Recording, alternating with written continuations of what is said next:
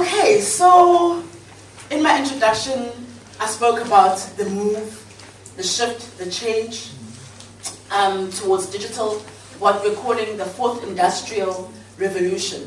I'd just like you gentlemen to just give us a little bit more of what it is that you do and how you feel like what you do and your companies fits into this new change, this new move that we're experiencing all over the world. And we're seeing a shift from a typical television market. You talked about DSTV, Netflix. I'm sure Arthur's going to speak a little bit later about some other options. But there's also a shift from a traditional marketing.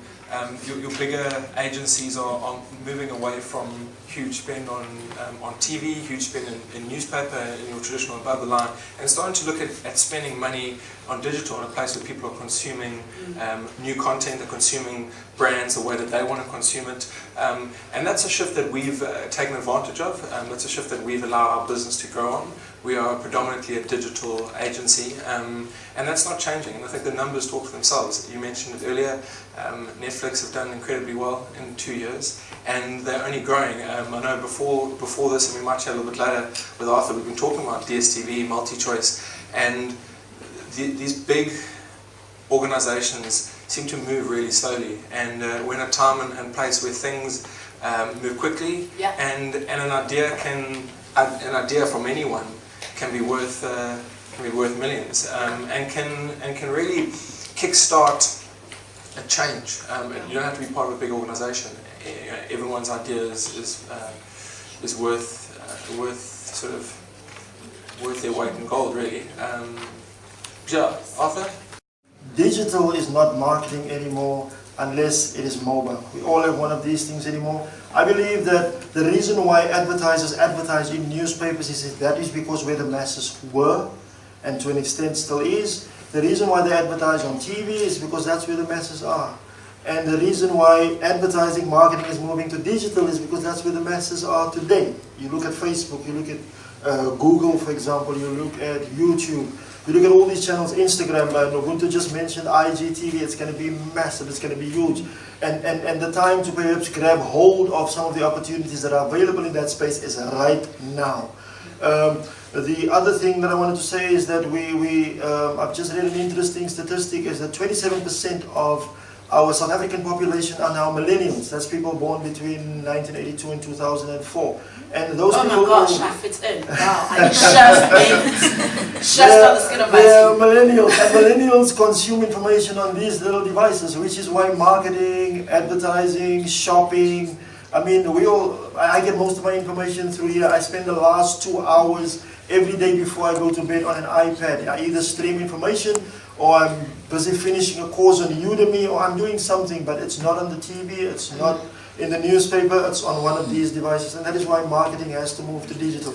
In 2011, which was when very few people were online, in fact there was a time in my life around 2007, 2008, when I was yearning to speak to a South African online. I didn't have everybody that I connected with on LinkedIn, on Facebook, on Twitter were Americans. And today it's vastly different. I mean, you have the Boities now and what are these celebrities?